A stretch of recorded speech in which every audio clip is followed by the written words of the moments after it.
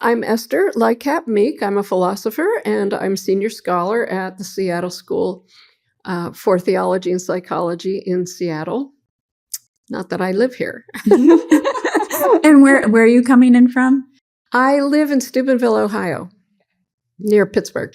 Okay, wonderful. It's great to have you here. Thank We're so you. glad to It's have great you to back be in person. again. Yes. And I'm Lauren Pizer. I'm the director of partnerships. And part of my work at the school is bringing some of the wonderful thought that we get to have inside the classroom out to the general public and getting the voices that we have, like yours, in spaces that might not normally hear what's going on in academic spaces. So you are our philosopher in residence, as you said, our senior scholar, and you get to work with our students and our faculty, helping them develop their own philosophical thought and framework. And I'd love for you just to share a little bit of how you describe philosophy, as many people don't see themselves as philosophers or connected to philosophy these days. Yeah. Well, I like to say there's one thing you need to be philosophical, and that is to have been born as a human as opposed to a dog. I think that human persons can't help but be philosophical. No dog gets up and looks in the mirror in the morning and says, "What does it mean to exist?" Whereas humans do that almost every day. And so asking questions like, what does it mean to exist, or what does it mean to be human? That's an area of philosophy known as philosophical anthropology. And then there's other fundamental questions like, what is reality really? That would be metaphysics, or ontology gets called, or being, study of being. And then how we're involved with it as in an understanding way, having to do with knowing, that's epistemology, and how we're involved with it as far as action, what's right and good. And so it's philosophy is just the most kind of primitive sorts of questions about how we're involved with the world. And God figures into all of them, actually. So you can put theology and questions about reality, or questions about human existence, or what is right and good, or also knowing. So he kind of goes through all of that too. So my shtick is, I think that philosophy is for everybody. And so philosophy ought to be written not for the ivory tower, but for people in the streets. So I joke that it shouldn't just be the rock musicians that do philosophy in the streets. It needs to be some people that are trying to do philosophy too, though the rock musicians are good. So I just have felt obligated to try to express my understanding best I can. Like, I don't understand it myself until I can say it in a way that's for everybody. And when we were talking earlier at breakfast, you said this has been something that's been a part of you basically your whole life. Yeah, the everyday part of it came along later, but I was telling you, my philosophical story, I think of as starting when I was 13, when I had very odd questions. Having grown up in a Bible-believing home and church, I found myself asking, how do you know that God exists? And not a question that I shared publicly, but then also, how do I know that anything exists outside my mind? So it seemed obvious to me that my ideas about what was there blocked the very thing, me getting in touch with the very thing, which, I later learned is a question and an outlook that's just kind of endemic to modern philosophy that we've kind of inhaled. So my questions were spawned in the age in which I live. But I didn't know that my questions were anything other than sin until in high school, when I read some of the work of Francis Schaeffer and began to realize my questions were philosophical. But at that point, I still didn't know that it was actually possible to study philosophy. So when I found that out, I was about 19.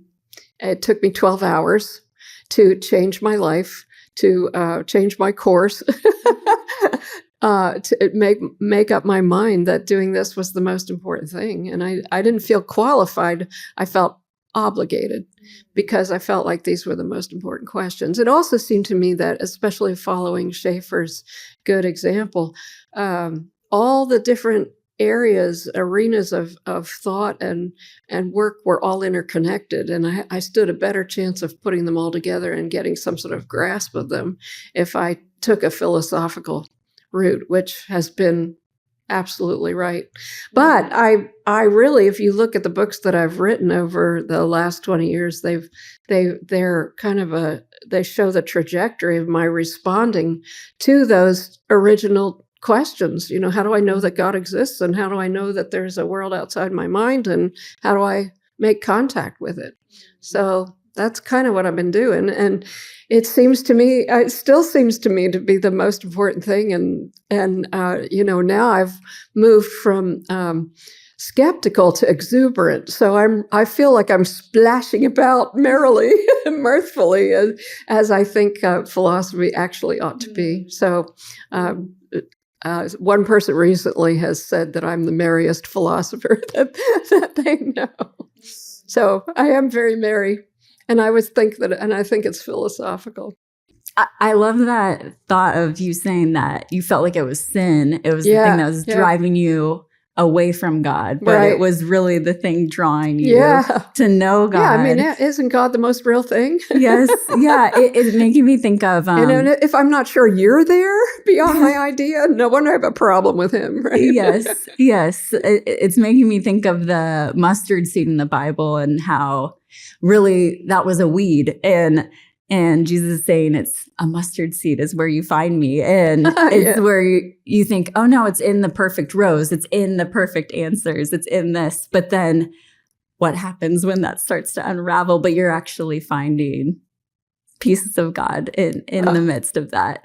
I love that. And so you talk a lot about the real, which the more I hear you speak, the more I start to understand what you mean by that. But that might be language that others might not hear. So what do you mean when you say your work is helping others come into communion with the real? What do you mean by that? Isn't that a great line, by the way? Well, you can see that if my question was, how do I know there's anything outside my mind? I had this picture, this presumption that the ideas in my mind were actually blocking me from reality, which is really the defining picture that makes modernity, a modern milieu. And so my question itself has a problem, So you can see me as kind of longing for reality beyond me and for contact with reality. And when I use the word, I think of it as whatever's outside my mind, and that I'd be trying to be involved with. And so if you're thinking about how you come to know, let's say you're trying to figure out my philosophy as you are right now, right? That would be the yet to be known. And that's the thing that I think of as real. So it's whatever's beyond you that you're trying to make sense of, and that can be God, or it can be His creation, or any of His kind of knickknacks, in His world. So it's all stuff beyond me for me to know. So that's the simple working understanding I have of reality. But in a modern approach that I had, found this picture in my head when I was 13, the presumption is we can presume there's nothing outside our head, that we invent it, or that our bias prevents us from seeing what it's actually there, or we can just see it as a bunch of mute and dumb, I guess that they mean the same, mute and indifferent, meaningless, valueless objects that then it's our prerogative as we're trying to exercise conquest over what's out there and control it, we can do with it whatever we want. So what I found in my own head was just this idea that when I open my eyes and I look around, it's all dead. It's all dead fragments, meaningless fragments. And so that's really a two-dimensionalizing belittling of what's really there. And, if you start to think in terms of relationships, if I treated you that way, we wouldn't be friends for very long. Right? So one of the things I've been involved in as I've focused a lot on how we know, it, has also come to be what kind of defective idea that we also inherit about what is really there. And I've kind of changed. So I want to presume that it's A, there first, and B, kind of person-like, and lively in the sense that it's always developing and transforming. So I don't mean that it's chaotic, but you can think about your blueberry bush in your backyard, and you can say, the crop of blueberries that it put out this year is just amazing. There's never been anything like it before. So it's got a character to it. It doesn't turn into a lemon tree, for example, but it can outdo itself or surprise itself. And so there's one theologian, Archbishop Rowan Williams, who says that things are more than they are. So they're always kind of blooming into more possibilities. And so that's what I mean by a lively reality that actually wants to be known by me. So I love to think about ordinary things like plants and dishes and not just kind of what we call natural, but also the artifacts that we love and care for in our home, that sort of a thing. Not to mention also theoretical frameworks or academic enterprises like the Seattle School. That's a thing that needs to be loved and invited, those kinds of things. So I think you can start to hear that my approach has tended to be more an interpersoned relatedness. You used the word communion. So one of the things that just gives me such joy is to say there's something more objective than comprehension. Right. Comprehensive information. There's something more objective and more wonderful than comprehensive, objective information, and that is communion with the real. So, you're precisely more interesting because of your lively person-likeness, which means that you're an endless mystery, that in the mystery I can actually know you in a kind of communion.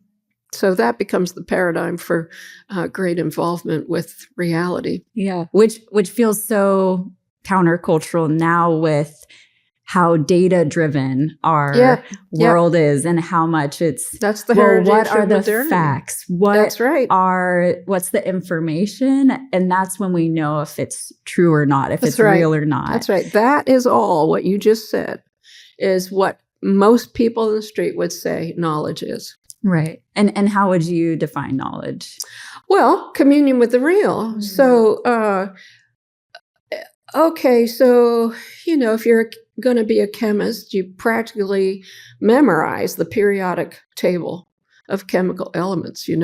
I used to joke with my students, you get a tattoo, you put it right there like the football players do, and you practically embody it. But the paradigm of knowing is more this intimacy than it would be kind of these facts or items. So there's nothing wrong with information and there's nothing wrong with facts. What's wrong is making them philosophy, like making them the philosophical paradigm.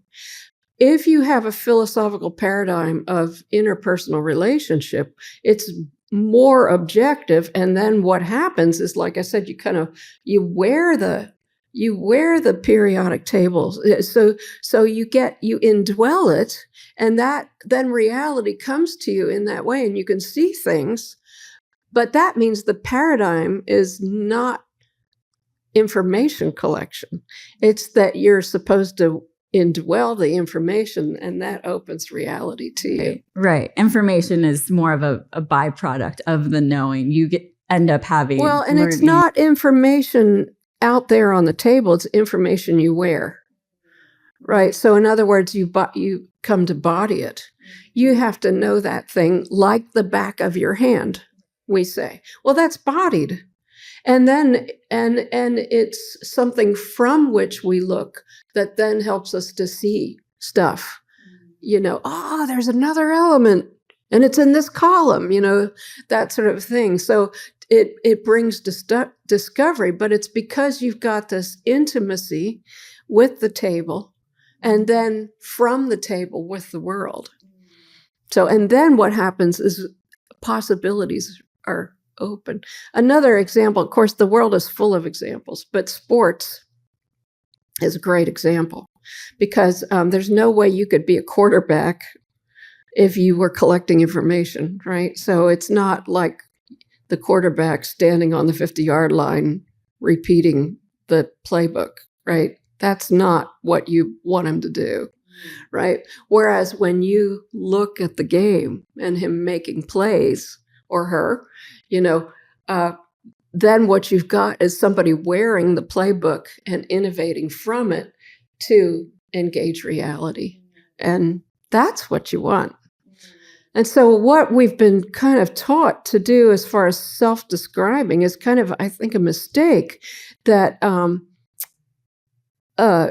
covers over the genius of what we're actually doing when we're great knowers. It's like we've been taught to discredit the very things that make us good at whatever it is that we do, whether it's training dogs or counseling or cooking, whatever it is. There's an artistry and an intimacy of communion and encounter that's really the genius of what you do.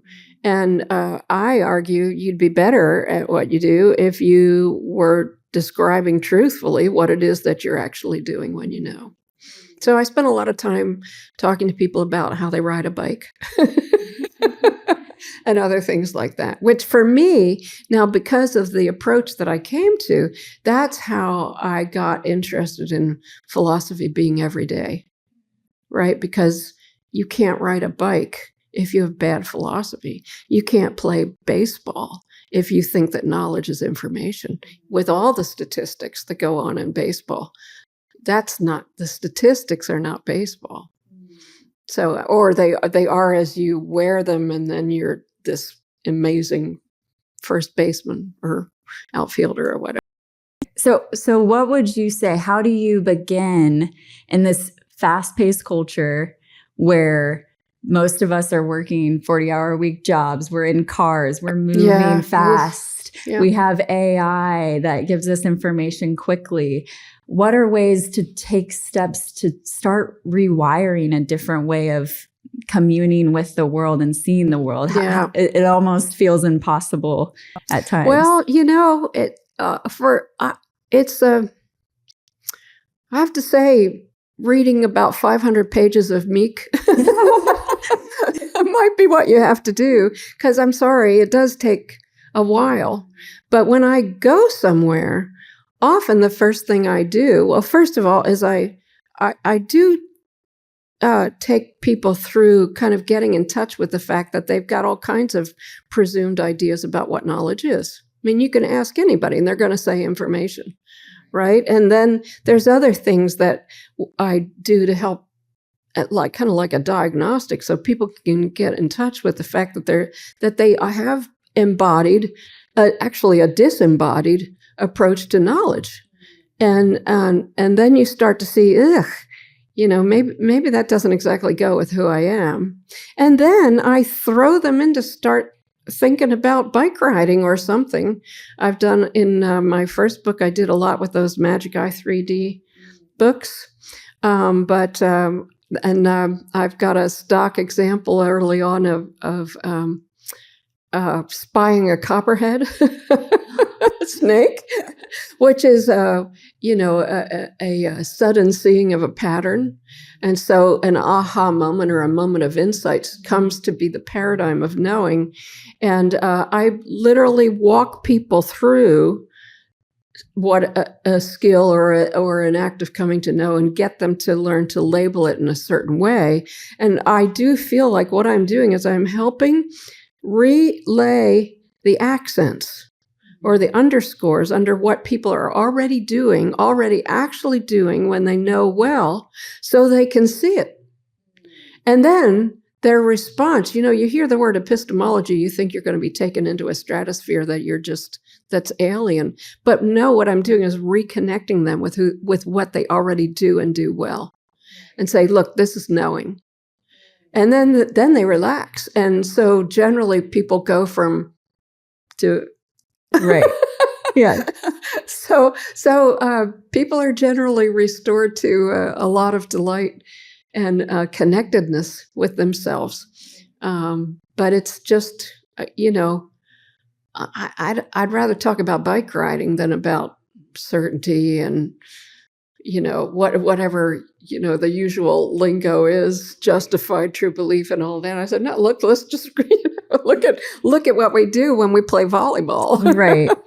Right. or something like that. And when you do that, it's pretty undeniable, but it does take an authoritative guide to say, look, this is what you're doing. This is what you're doing. And it's more objective, not less objective. And then see, it becomes this intimate involvement. So, I've had myriads of students that I've made them do projects to then see that they're behaving in this way. And the first one that comes to mind is a woman that reported that she could not do an overhand serve in volleyball. And she tried and she tried and she tried and she tried, and her coach was working with her. Finally, when she did get it, she couldn't stop doing it. So there comes this point when there's this reversal. Reality has come to you, and what happens is after you're to that point, you are intimately connected with reality. So, when you think of great sports people that you love to watch, it's because they're intimately connected. When you learn to ride a bike, the world opens up to you in bike paths, possible places that you can go. It just comes over you that you have been connected with the world. And that's knowing. And that's communion with the real. And it also then to me starts to seem like an interpersoned sort of an involvement where reality loves it as much as we do. So an example in Little Manual for Knowing that I thought of was when you learn to post on a horse, and you stop going like this, boom, boom, boom, boom, boom, up and down as he trots. If you learn to post, then the horse must relax and say, oh, thank you so much. I'm glad you figured that out. Because then you wouldn't be banging on his back, as much as you had been before. So that's the sort of thing I'm looking at. That doesn't seem mystical to me. It just seems as ordinary as riding a bike. Well, it seems like that's your role as a guide into realignment with what you're doing, what you're already doing, becoming more human through the way that you see the world and the way that you interact with it, and seeing our interconnectedness with all of it. Yeah, I love in your essay that you wrote for the other journal, you used D.C. Schindler's The Mother's Smile as an example of connecting with the other things that feel outside of us. And I love that example for myself too, being a mother. Right. So much, as we were talking about earlier, I felt, I'm missing out on getting to use my brain and be a changer in this world. Being a mother is... You're another kind of changer. Right. Exactly. And you don't feel like you're knowing anything. And then you have this aha moment where you go, this is it. I am learning so much about myself and the world through. It becomes a paradigm. Yes. What a lot of people, maybe of my generation, know well is Martin Buber's I Thou encounter. And Martin Buber says, look, this is the paradigm of knowing. This is scientific discovery. This is what it's like. It's I Thou encounter. And that's what I felt when you have an aha moment, when you see the copperhead at your feet, in my copperhead example. Okay, yeah, you're scared out of your wits. But you also, when I saw the copperhead, he was looking at me first, and he was right at my feet. But it's like you're looking eye to eye with the thing that you just saw. And so I've kind of augmented that so that in my book, Loving to Know, I want to say, look, that interpersonal encounter that's really mutually transformative, and it's intimate, is the paradigm. So it's not information that's the paradigm. It's this I Thou encounter. And then, following Schindler's work, and he's, all over that. But to go back in your life and see that you were like literally born into that. And so if you're going to change 5 million diapers on your child, there's a lot of conversation that's going to happen over some months there that is close and face to face, not to mention the feeding, the breastfeeding, this en face thing I talk about in my new book about, the first hour after childbirth, they actually measure that en face, as part of, I don't know, it used to be called an APGAR score. But so I've started to argue, partly to honor mothers, to say, look, this is profound philosophical formation. And so I'm picking up on something that Schindler and others say about this. And I say, I now I'm talking about a metaphysics of childhood. It's just something that we are born into, a manner of relating to the world that is first of all personed. It's not that it's, me and material objects. It's not that. It's person to person. And then other things come to be, in the gaze of the loving other. So my next book is going to be on the welcoming smile of mothers and friends. I mean, lots of things go wrong with mothers, of course, friends too. But there's operative faces in our lives. There should be, who see us and see us in a way that gives us a sense of ourselves. Well, I love the mother's smile idea and how it connects to also, as you were saying, mother's milk as a gift. Mm-hmm. And that's true. It really shifts it's when a you're self-giving thinking about knowing the world, when that's you're thinking right. about the mother and the gifts that the mother gives. It changes it from transactional to a way of reciprocity. That's right. And welcome. I love the word welcome. So mother welcomes us into the world and then sets the kind of the standard by which we ought to see the reality is actually welcoming us hospitably too. Now, I don't know how you feel, but most people are scared about reality. And we think the other shoe is going to fall, as we say. And so to get to the point that you can acknowledge that, where you're knowing well, you're actually leaning into and trusting reality. That's what you have to do on a horse. Right? You can't, the horse would know if you were frightened, right? So getting at that, I'm trying to argue that the mother is our first other in a good sense. That's why I'm talking about the other for the other journal, of the Seattle School. And I feel like people that are training as counselors are training to be the welcoming other that people need right? In whose gaze you actually come to be yourself. And I would say, because I think in a person-like way about ordinary, not necessarily human reality, every discovery we make, every aha, actually grows us into a more interpersoned involvement with reality and seeing insight in that way. So successes in moments of insight mature us as knowers. I call it readiness to know in little manual.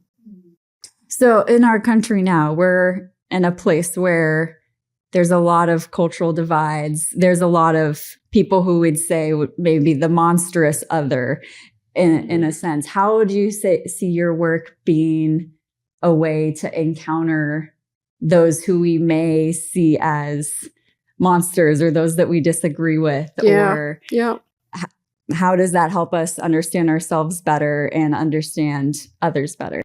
Well, my job is fixing defective philosophy. And so I feel that if there's a defective us-themishness built into the actual philosophy, we're like left standing at the gate, So if it's a philosophical problem, it needs a philosophical fix. And so that's what I feel is my job. But I also feel that all of us in our moments of deepest, best knowing, as Schindler speaks of him, we get something right. And there's things that we do where we actually do find ourselves engaged in this intimate reciprocity that is flourishing for us, right? You may be out to sea when it comes to thinking that knowledge is information, but that's not how you behave if you're tending your garden or if you're in a jazz ensemble. Jazz wouldn't work if you were treating it as a bunch of facts over against yourself, So that, and I would feel that where it is working, there's something encounter-esque. And so, and by the way, something about modernity as information has allowed us to think it was abstract and universal. And really, where you have encounter, it's got to be face-to-face in particular. And so getting face-to-face with people or other things that you have thought of as alien is maybe a good place to start. And I think that if you look face-to-face with somebody, you're both changed, right? We're very familiar with, I think this is endemic in modernity, the idea of a voyeuristic observation that would objectify. And I think that's philosophically endemic in the philosophy too. But what we're looking for is a face-to-face encounter that's mutually transforming, and obviously it's vulnerable and it's open and it's humble and all of those kinds of things. And I'm saying, look, let's make that the epistemic paradigm, and we'll actually be better at our entrepreneurship, right? Or our golf game, or whatever like that. So that's kind of the agenda that I've taken. But I would say, or the approach that I've taken and what I see my job is doing.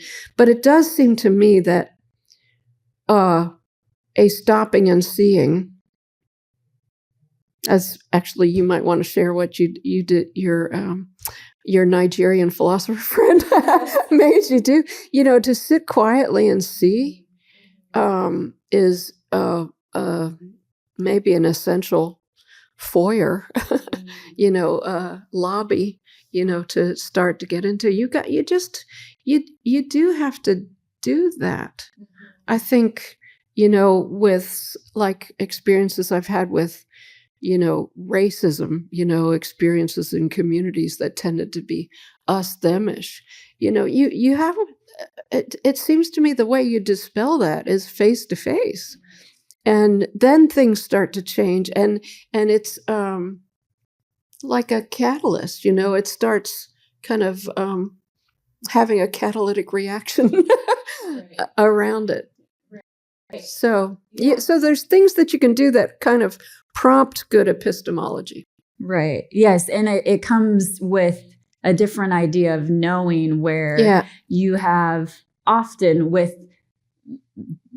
calling it, I'll continue that, the monstrous other, you have a lot of ideas of who they already are. And so when you listening become face to face, it's so easy to even see through that lens of the ideas that you already have about them. Yeah, because what you're doing is you're quieting yourself in humility to attend, right?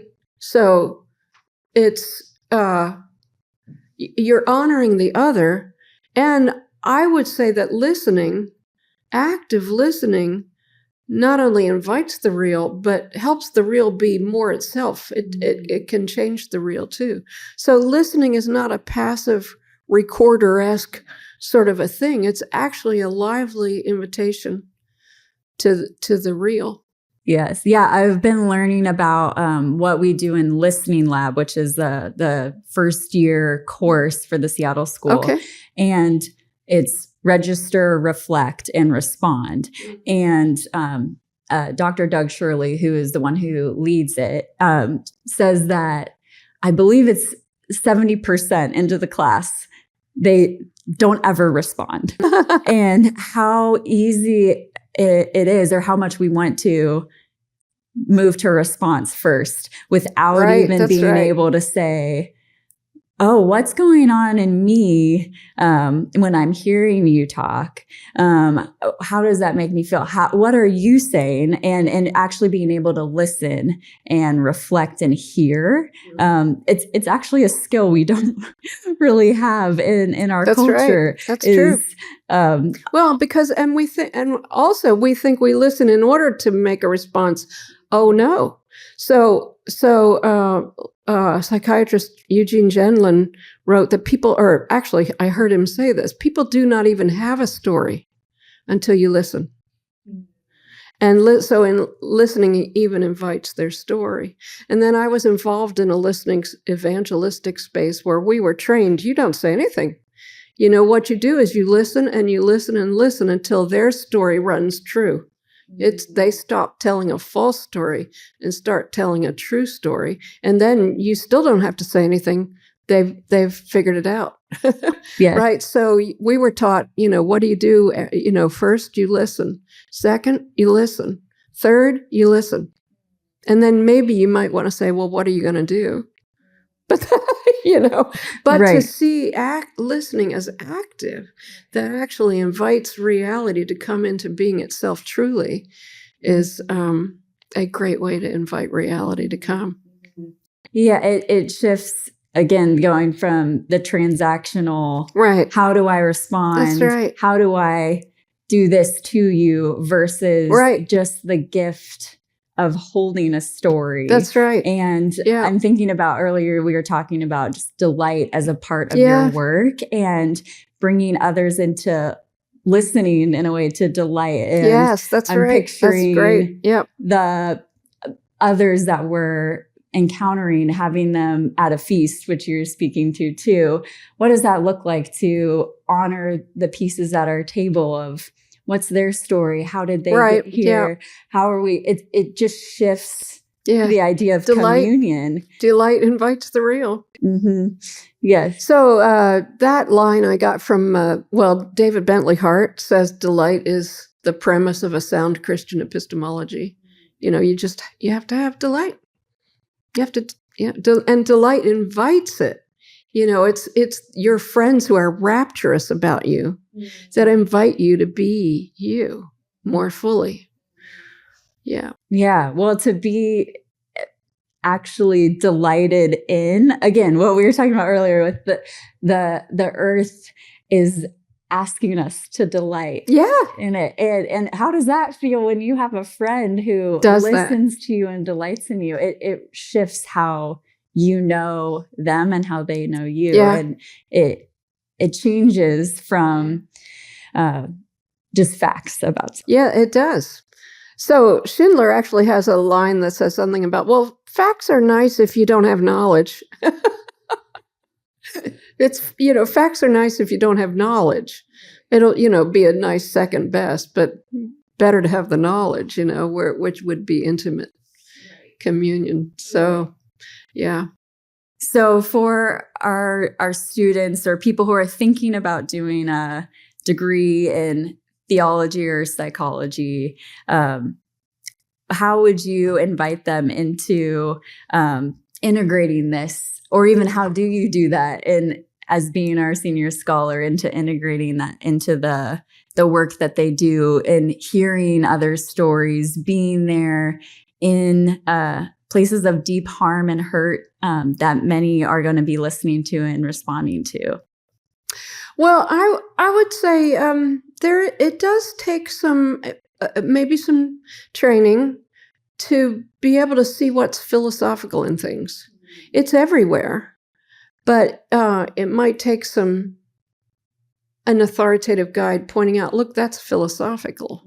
That's a philosophical piece of it. So I think that philosophy is fundamental to every discipline.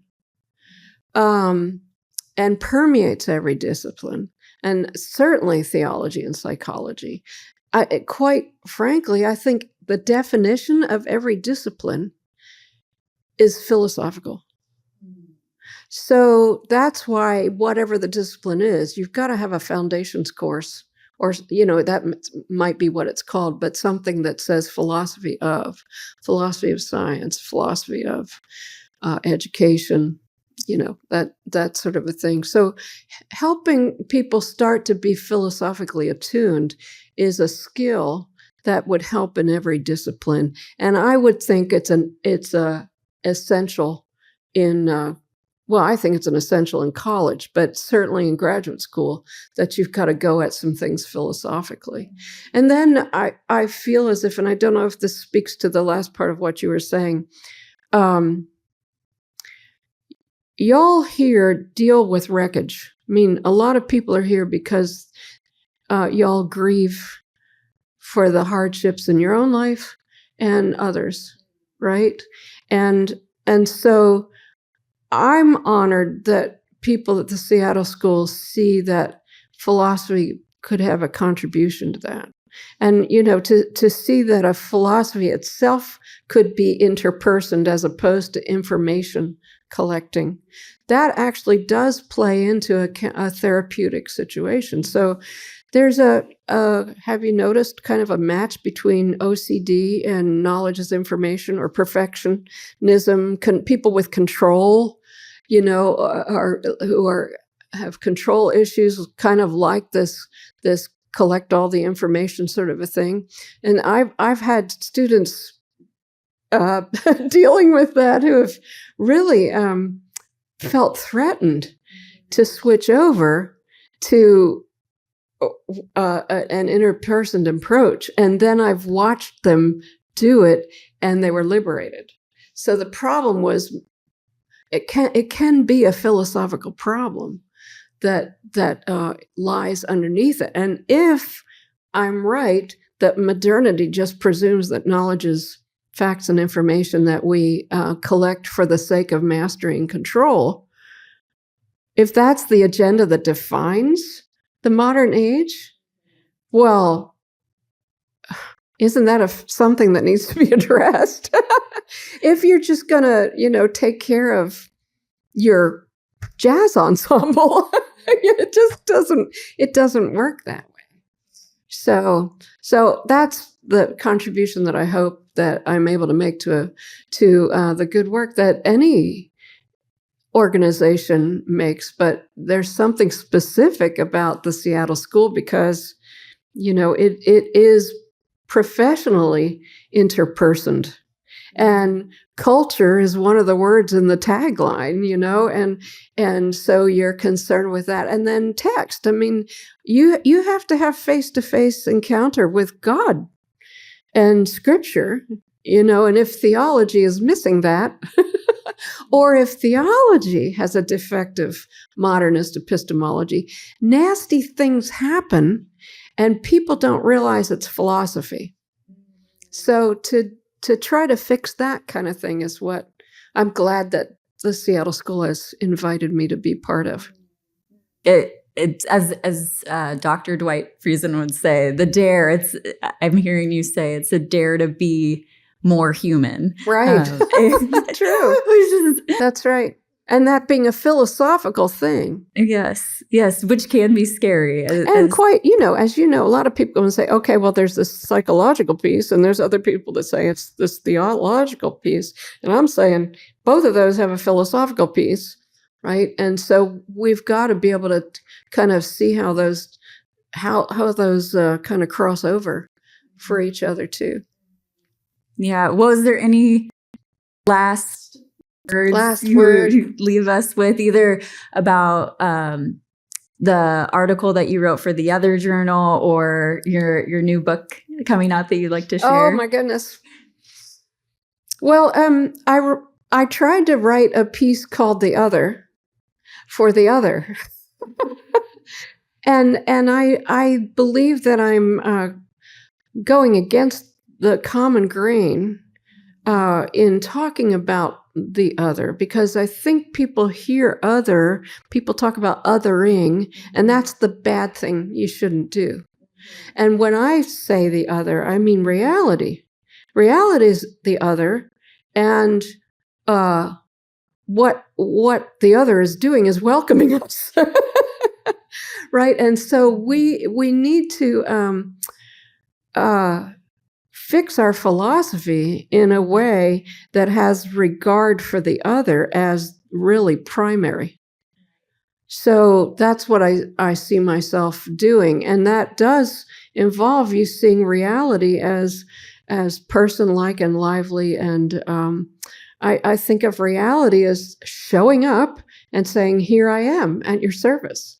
And then that's a gesture of hospitable welcome, to which then whatever we do shouldn't be seen so much as shaping it as reciprocating its hospitable invitation. So that puts the other in primacy. The primacy of the real other in our knowing. If knowing is knowing, it's about knowing something. Or it isn't knowing. So the something has priority. Well, that's the other, right? So I think it's profoundly good knowing to cultivate what I call an epistemological etiquette that accedes to knowing, to reality's request and welcome to reciprocate as one does it to a hospitable event. So that's my shtick, and that's what I'm involved in these this conversation of essays that we've done for the Other magazine. And we'll see how our real conversation, in-person conversation happens tomorrow, and I hope it'll be a good experience all around. Yeah. Well, I'm excited to read all of the other faculty responses to your essay, and I'm excited to hear you tomorrow too. Great. So thank you so much, Lauren. Here. Thank you.